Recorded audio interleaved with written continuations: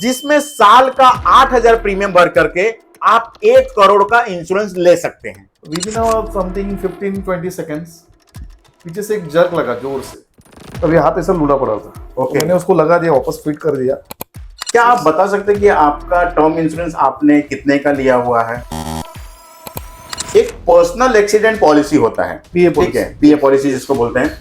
तो मैं तो कुछ उसके बारे में बताऊंगा, आप उसके बारे में कुछ आपके विचार रख सकते हैं क्या? सर, पीए पॉलिसी सबसे बढ़िया पॉलिसी हर एक को लेना चाहिए। आपके अंदाज से कितने लोग होंगे जिनका आपने मेडिक्लेम कराया है? Particularly for mediclaim near by 800 families मेरे पास में। वाह, वो कंपनी ने आपके पार्टी का जो क्लेम 100% दिला दिया।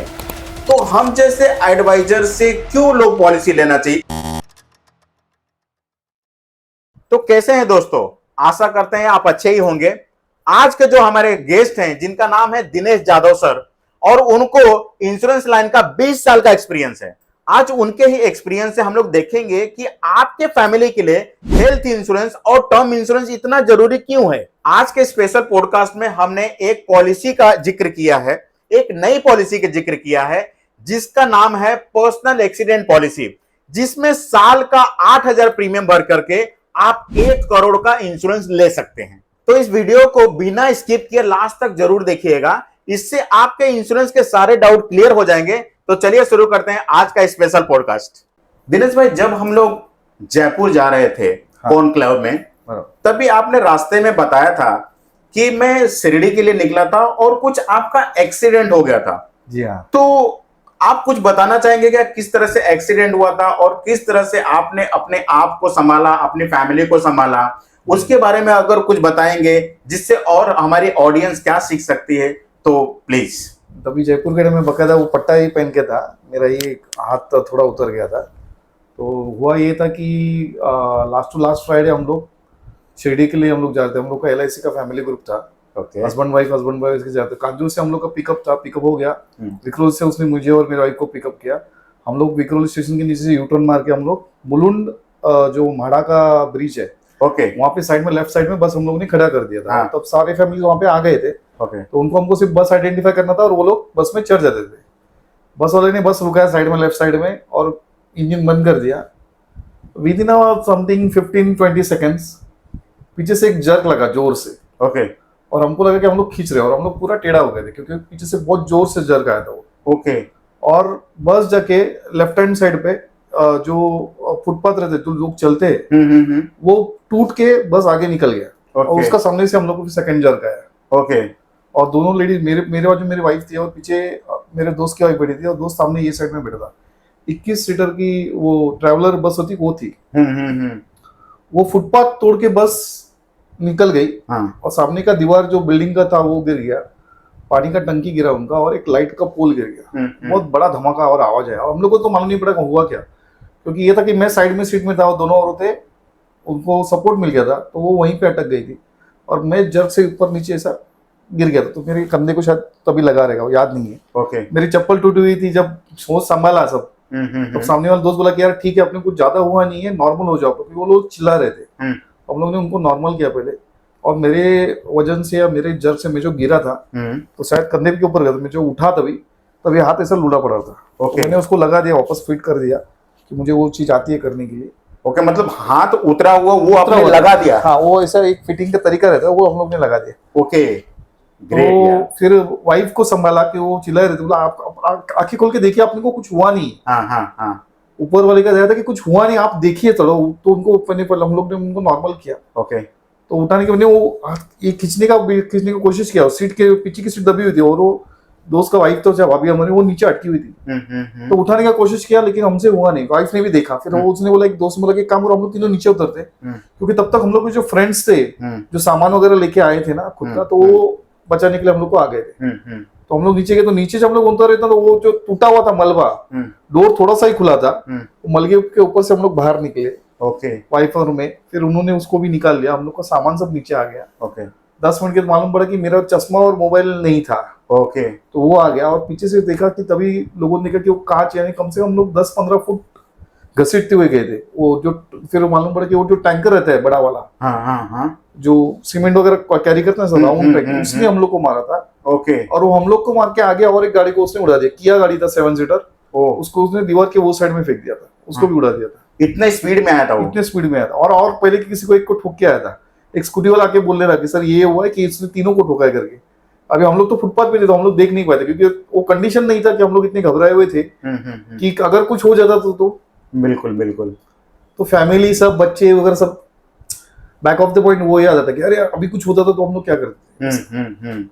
ओके, तो आपने ऐसे हादसे तो देखे हैं, तो इसके बारे में मुझे एक सवाल आ रहा है कि आपने टर्म इंश्योरेंस तो लिया ही होगा, क्या आप बता सकते हैं कि आपका टर्म इंश्योरेंस आपने कितने का लिया हुआ है? सी बीइंग 25 साल से मैं LIC adviser with all mediclaim वगैरह सब एजेंसीज मेरे पास में है। तो स्टार्टिंग में हम लोग ने जैसे एजेंसी में हम लोग करियर करते गए, इनकम होता है, हम लोग ने छोटी छोटी पॉलिसी निकाली थी। ओके। लेकिन फिर बाद में हम लोग के पास में एक पहले अनमोल जीवन करके एक आता था, तो वो 5-5 लाख के बने, एक टर्म से लिया था, 5 लाख अभी ले लिया, 2 साल के वापस 5 लाख ले लिया। मतलब अगर देखा जाए तो आपने 50 लाख प्लस 50 लाख प्लस मेरा अभी टर्म लेकर के रखा और हुआ हाँ है। सारी पॉलिसी मेरी उसमें है। Okay okay okay. अच्छा, क्योंकि आपने LIC से शुरुआत किया है, तो मुझे आप ये बताइए कि अगर आज के डेट में अगर हम देखें तो LIC में एक एंडोमेंट पॉलिसी होती है, मनी बैक पॉलिसी होती है, यूलिप पॉलिसी होती है एंड एक टर्म इंश्योरेंस भी पॉलिसी होती है। आप अपने दिल पे हाथ रख के बताइए कि आज के डेट में अगर किसी को पॉलिसी हमें देना है उसके फैमिली को कवर करने के लिए, तो आपके हिसाब से कौन सी पॉलिसी उसको देनी चाहिए? इट्स डिपेंड कि ऐसे तो हम लोग बोलते कि इंश्योरेंस होना चाहिए, फिर आप टर्म इंश्योरेंस लो, आप एंडोमेंट लो, आप जो भी लो, बट टर्म में क्या होता है कि टर्म में अभी जो ट्रेंड निकला है मार्केट में कि रिटर्न्स कम है या फिर आपको पैसा यहाँ पे कम इन्वेस्ट करना चाहिए। तो मेरे पास में यंगस्टर्स भी है, कोई यंगस्टर ऐसे कि जो अभी भी ओल्ड थिंकिंग या बोलते हैं जो पहले का जो था कि ज्यादा रिस्क नहीं लेना है, आप ये भी करो वो भी करो, उसमें भी पैसा डालेंगे, तो हम लोग उनको एंडोमेंट सीधा पॉलिसी, लॉन्ग टर्म एंडोमेंट और टर्म इंश्योरेंस हम लोग प्रीफर करते हैं। ओके। मनी बैक हम लोग ज्यादा प्रीफर नहीं करते क्योंकि it is just rolling of money. तो जो लेडीज सेगमेंट है जिनका जॉब का एक बोलते हैं शुरुआत के बाद में मालूम नहीं कि बाबा शादी होने के बाद में फिर प्रेगनेंसी के बाद में कुछ मेरा जॉब जाएगा रहेगा मालूम नहीं है, तो वो टाइम पे लेडीज लोग को मैं मनी बैक पॉलिसी प्रीफर करता हूँ। बट फॉर यंगस्टर्स और उनके लिए मैं एंडोमेंट, लॉन्ग टर्म या फिर टर्म इंश्योरेंस उनको देता हूँ। अच्छा, जैसे एक्सीडेंट की बात चली रही है, तो एक पर्सनल एक्सीडेंट पॉलिसी होता है, ठीक है, PA पॉलिसी जिसको बोलते हैं, तो मैं तो कुछ उसके बारे में बताऊंगा, आप उसके बारे में कुछ आपके विचार रख सकते हैं क्या? सर PA पॉलिसी सबसे बढ़िया पॉलिसी हर एक को लेना चाहिए और वो बहुत सस्ता है, बट लोग उनके बारे में अवेयर नहीं है। तो हम लोग उनको क्या करते हैं, जब मैं किसी को मेडिक्लेम देता हूँ तो उनके साथ में उसका कवर एक 25 लाख का कवर उसमें दे देता हूँ। बिल्कुल। आप अगर उसका प्रीमियम बोलोगे तो it is just peanuts. Okay. इतना सस्ता उसका प्रीमियम है। यानी 25 लाख के लिए वो आदमी 2,500 भी नहीं भरता रहेगा साल का। मैं 1 रुपए के हिसाब से बात कर रहा हूँ। बिल्कुल बिल्कुल बिल्कुल। तो वो लेना चाहिए। बट उसमें कैसा है कि लोग बोलते हैं जैसा मेडिक्लेम हो गया, दैट इफ समथिंग हैपेंस उसके बाद ही आपको पैसा मिलेगा। बिल्कुल वैसा ही है इसमें भी वही कि आप समथिंग हैपेंस, क्योंकि प्रीमियम बहुत छोटा है, जैसे आप टर्म इंश्योरेंस की बात करते हो ना, बिल्कुल, सो ये टर्म इंश्योरेंस ही पकड़ लो। बट इसमें वो होता है कि ओनली एक्सीडेंटल में ही आपको मिलेगा, ओनली एक्सीडेंटल, जबकि टर्म इंश्योरेंस में आपको नेचुरल डेथ भी कवर हो जाता है और एक्सीडेंट भी कवर हो जाता है। बट जो आदमी अभी तो मैक्सिमम सबके पास में सर व्हीकल है, अभी बॉम्बे में आप देखोगे व्हीकल के ऊपर से ही सब चलता है। बिल्कुल। तो वो लोगों को स्पेशली ये पॉलिसी लेके रखना चाहिए। It is accidental only policy और बहुत सस्ता है, आप ले सकते हो।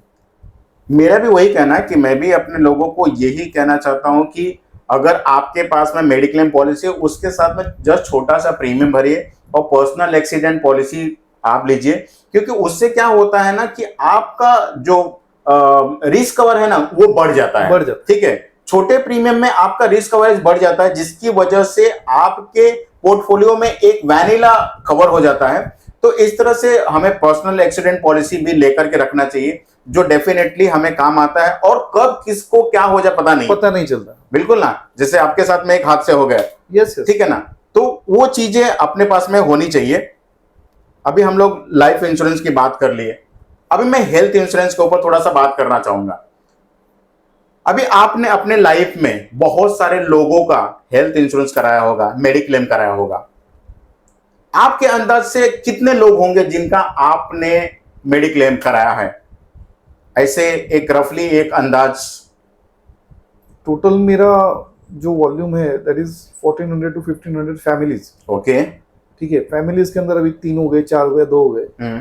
For particularly for mediclaim near by 800 families मेरे पास में है। वाह, तो मतलब इसमें आपने 800 total प्लस benefits है। फैमिली को आपने मेडिक्लेम दिया है। और मेरा टोटल बिजनेस जो है सर वो रेफरेंस से ही आता है। Okay okay. अच्छा दिनेश भाई, मुझे ये बताइए कि आपने इतने लोगों को मेडिक्लेम तो दिया है, अब उसमें से कोई एक ऐसा वाकया बताइए कि जिसका आपने मेडिक्लेम का क्लेम दिलाया और वो फैमिली को पता ही नहीं था कि मेरा ये क्लेम मिल सकता है, लेकिन आपने इतना अच्छा उसमें आपका प्रोसेस डाला कंपनी के साथ में हर चीजों को लेकर के, और वो कंपनी ने आपके पार्टी का जो क्लेम 100% दिला दिया। तो ऐसा आपके पास में एक आपने बताया था कि मेरे पास में एक वाकया है, उसके बारे में कुछ बताना चाहें तो? सर ऐसे अभी नंबर ऑफ इतना बड़े टाइम 20 इयर्स में बहुत सारे ऐसे हो गए वाकये। एक कस्टमर है सानपाड़ा में, is accounts manager in cars. उनका जो होता है वो इसका कुछ फोर्ड कार का तभी उनका था, कुछ स्कोडा कार का था। तो उनके फादर मदर की पॉलिसी हम लोग ने तभी एक टर्म चल रहा था, तो फादर मदर का पॉलिसी हम लोग ने ओरिएंटल में से निकाला हुआ था। ओके। और सडनली उनके फादर को हार्ट अटैक आ गया। ओह। पॉलिसी निकालने के जस्ट 1.5 साल बाद ही उनको ये घटना हुई थी। तो उन्होंने कहा कि ये मेजर चीज, मुझे उनको इतना याद था कि मेजर चीज अगर होती है तो 3-4 साल के बाद में मिलती है, मिलती नहीं है। तो मैंने उनको ये बोला था कि सर आप जज मत कीजिए, आप जो होगा मुझे इन्फॉर्म कीजिए, हम लोग आपके लिए ही बैठे हुए। तो उन्होंने हमको इन्फॉर्म किया और वो भांडुप में हुआ था। ओके। तो हम लोग ने उनको पॉलिसी बकायदा देके, मैं वहाँ पे जाके वहाँ पे, क्योंकि पॉलिसी कॉपी तभी उनके हाथ में नहीं था, तो सडनली फादर को एडमिट करना होगा, सब चीज था, मेरे पास में कॉपी था, मैं वहाँ पे लेके गया, मैंने वो फॉर्मेलिटीज कंप्लीट कर दी।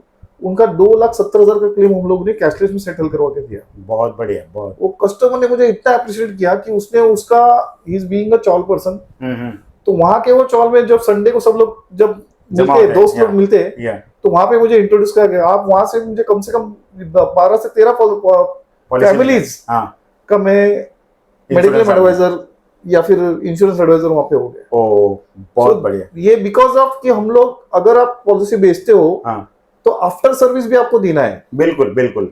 जो लोग आफ्टर सेल्स सर्विस जो देते हैं और फैमिली को संभालते हैं ना, मैं बोलता हूँ वही अच्छा काम करते हैं।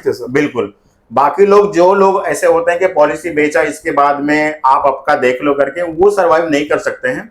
डेफिनेटली आपने वो किया, इसीलिए आज इस इंडस्ट्री में इतने सालों से है।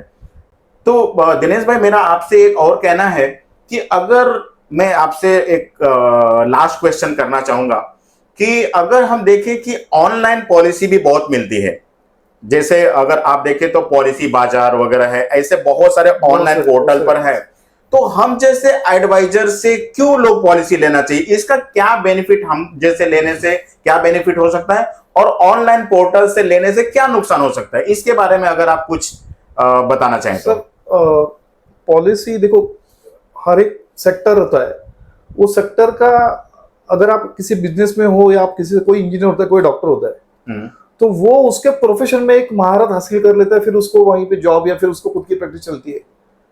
अगर आप ऑनलाइन में जाओगे, देखो ज्ञान बांटने वाले आज बहुत सारे हैं, बहुत सारे बोलते हैं कि हम लोग बोलते हैं कि खुद ही कुछ सीख लो, खुद ही रील्स बना लो, उसमें से सीख लो। कौन बना रहा है, क्या बना रहा है, उसका कुछ मतलब नहीं है। तो ऑनलाइन पोर्टल में जाके आप पढ़ते हो, बट क्लॉजेस अगर हम लोग देखेंगे ना, तो न्यू इंडा का भी मैं क्लॉज बोलता हूँ कि वो कम से कम 12 से 15 क्लास का क्लॉज है, और वो इतना बारीक लिखावट है उसकी, और उसका वो लैंग्वेज आप समझ नहीं पाओगे।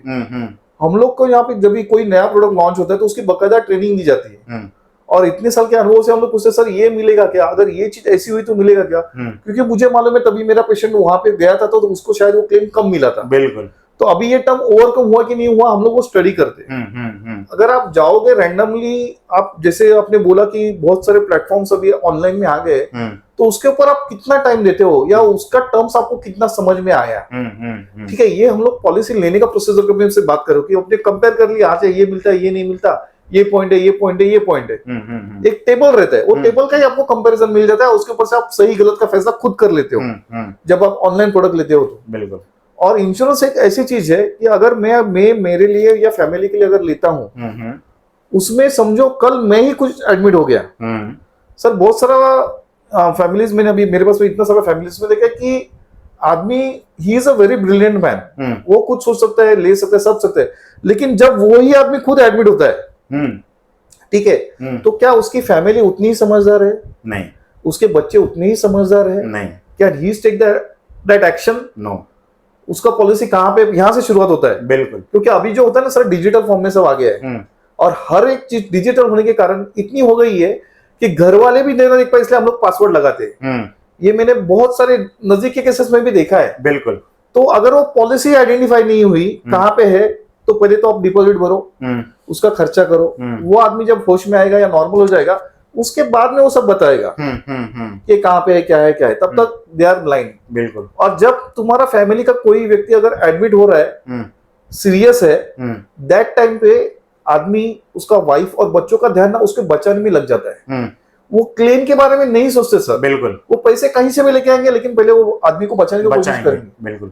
ठीक है, क्योंकि उनको बचाना उसका फर्स्ट प्रेफरेंस है। बिल्कुल। तभी पॉलिसी उसने ली है, नहीं ली है, अगर उसने बताया तो ठीक है, नहीं तो पिक्चर में नहीं आती। तो देखो ये सर्विस है ना, ये ऑनलाइन से आपको नहीं मिलेगी। परफेक्ट आपने बताया। और पहली बात तो एक तो डिसीजन लेना, कौन सा पॉलिसी लेना है, आपको क्लॉजेस कितना समझा, आपने उसमें से क्या जाना। देखो कभी कभी क्या होता है कि एक चीज मैं पढ़ रहा हूं, तो मैं अपने हिसाब से उसका मीनिंग लगाऊंगा कि इसका अर्थ ये हुआ, इसका अर्थ ये हुआ, जबकि एज अ मेडिकल एडवाइजर और एज अ प्रोफेशनल मुझे मालूम है कि इसका मीनिंग अलग है। बिल्कुल। इसका मीनिंग वो नहीं जो आप समझ रहे हो। और इसी में अभी नई जो जनरेशन है वो मार खा रही है। नई जनरेशन थोड़ी स्मार्ट है, लेकिन ओवर स्मार्ट है। इसमें क्या है कि वो क्या देखते हैं, केवल प्रीमियम देखते हैं। वो प्रीमियम देखते हैं कि प्रीमियम आप जो बता रहे हैं उसका प्रीमियम ज्यादा है और ऑनलाइन प्रीमियम सस्ता है, ऐसा उनको दिखता है। लेकिन उनको पता नहीं कि वही पॉलिसी मिल रही है, ये उन्हें पता नहीं होता है। सर पॉलिसी वही है, 5% का डिफरेंस रहेगा, उसके ज्यादा डिफरेंस नहीं है। अब 5% के लिए आप अपनी फैमिली का रिस्क कितना ले सकते हो? बिल्कुल। मुझे सबसे यही सवाल है। एजेंट कमीशन आप जो बोल रहे हो ना, इसमें अगर ऑनलाइन में उसमें ना, that is difference of discount of 5%। और ये 5 और 10% के लिए, अच्छा हम लोग प्रीमियम लाखों में नहीं ले रहे सर, हम लोग प्रीमियम लाखों में नहीं चार्ज कर रहे आपको। हम लोग जो प्रीमियम ले मे भी हजारों में रहेगा, 10,000, 15,000, 20,000, 25,000, मैक्सिमम चलो 40,000 रुपीज। उसके ऊपर 5% कितना आएगा सर? उसके लिए आप किसको चार्ज करोगे? आज तो मैं बोलता हूँ ना कि सर घर बैठे मुझे सब चाहिए, ठीक है, मैंने एक पिज्जा मंगा लिया, जो घर में रोटी बन के हम लोग खा सकते थे, तो उसके ऊपर पिज्जा के लिए हम लोग 200-500 डेली देने के लिए रेडी है। बिल्कुल। और ये नए लोग है ना, आप इसके ऊपर ना रोज खर्चा कर रहे हो। और ये जो होती है, जो हम लोग लाखों की बात कर रहे हैं, क्योंकि जो खर्चा आएगा आज के तारीख में, आप अभी मेरे एक कस्टमर को चेस्ट पेन हुआ था, मेरा नेबर ही है, उनका चेस्ट पेन हुआ था, हम लोग उनको मालवणकर हॉस्पिटल में लेके गए थे, टागोर नगर में। बिल्कुल। तो उनके सब रिपोर्ट करवाए गए, 1.5 दिन में मालूम पड़ गया बंदे को कुछ नहीं है, उसका अलग ही कुछ प्रॉब्लम है। रिपोर्ट तो सब करवा चुके थे, ठीक है। The cost is 65,000 only reports के। हाँ, क्योंकि वो सब करवा के दिख रहे थे। जिसको पेन किलर दे दिया तो ही इज नॉर्मल हो गया, कुछ नहीं था, but the pain is in chest, तो वो डर गए। ओके। तो मैं बोलना चाहता हूँ कि नॉर्मल बुखार के लिए, अगर टाइफाइड के लिए आदमी अगर 4 दिन में एडमिट होता है ना, तो उसका बिल 1.5 लाख के ऊपर चला जाता है। बिल्कुल। तो मैं ये कहना चाहता हूँ कि अगर आप ऑनलाइन में लेते हो कोई भी चीज, और ये चीज अगर होती है, पॉलिसी कहाँ पे मालूम नहीं, किससे लिया मालूम नहीं, कौन सा। अच्छा, ऑनलाइन पॉलिसी में सबसे बड़ी खामियत मैंने एक देखी है, फोर्ड का मेरे कस्टमर उन्होंने ली थी, कौन से तो ऑनलाइन से इशू की थी, और ब्रोकर उनका दिल्ली का था। ओके। ये प्रैक्टिकल में आपको प्रूव कर सकता हूँ, मेरे पास में पॉलिसी है वो। तो उनको ब्रोकर अलाउड कर दिया दिल्ली का, वो बहुत बड़ा ब्रोकर है, मुझे अभी इसका नाम नहीं याद आ रहा है। और वंस उसका क्लेम हो गया, इट इज एक्सीडेंटल क्लेम, तो एक्सीडेंटल क्लेम पॉलिसी में अपने को डे वन से मिलता है। वो क्लेम नहीं हो पाया, वो क्लेम नहीं हो पाया बिकॉज उनको कैसे अप्लाई करना मालूम नहीं है, पॉलिसी का बंदा यहाँ पे नहीं है, कस्टमर केयर को वो लोग फोन कर रहे हैं, तो उसमें से उनको जवाब नहीं आ रहा था। 3 दिन के बाद में पॉलिसी मेरे पास में आती है कि सर ये पॉलिसी, आप उसका क्लेम सेटल करने में हमको हेल्प करो।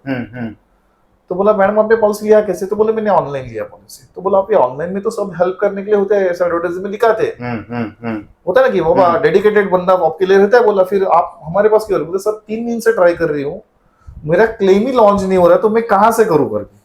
तो दोस्तों आप देख रहे हैं, सुन रहे हैं कि ऑनलाइन पॉलिसी प्रीमियम के चक्कर में हम लोग ऑनलाइन पॉलिसी लेते हैं, जिसका सर्विस का बहुत इशू आता है, पता नहीं चलता है कि पॉलिसी किसने दिया है, पॉलिसी को किसको हमें सबमिट करना है। ऐसे बहुत सारी चीजें हैं जो एडमिट होने के बाद में पता चलता है और उसका सोल्यूशन नहीं मिल पाता है और फ्रस्ट्रेट होकर के वो आदमी एक दिन बोलता है कि ऑनलाइन बेकार है। इससे अच्छा अगर वो पहले ही समझ जाए कि अगर ये चीजें बेकार है तो किसी न किसी अच्छे एडवाइजर के साथ में उसका इंश्योरेंस लेना चाहिए, ताकि कभी भी अगर ऐसी कोई तकलीफें आ जाती है तो उस व्यक्ति को वो जो पर्टिकुलर एडवाइजर है वो उसको एडवाइस दे सके, उसको हेल्प कर सके। तो दिनेश जी, मैं आपसे एक बात ये कहना चाहूंगा कि इतने सालों का एक्सपीरियंस आपने बहुत अच्छा से एक्सप्लेन किया एंड इतने सालों का एक्सपीरियंस है आपके पास में, इतनी फैमिलीज को आप टेक कवर करते हैं।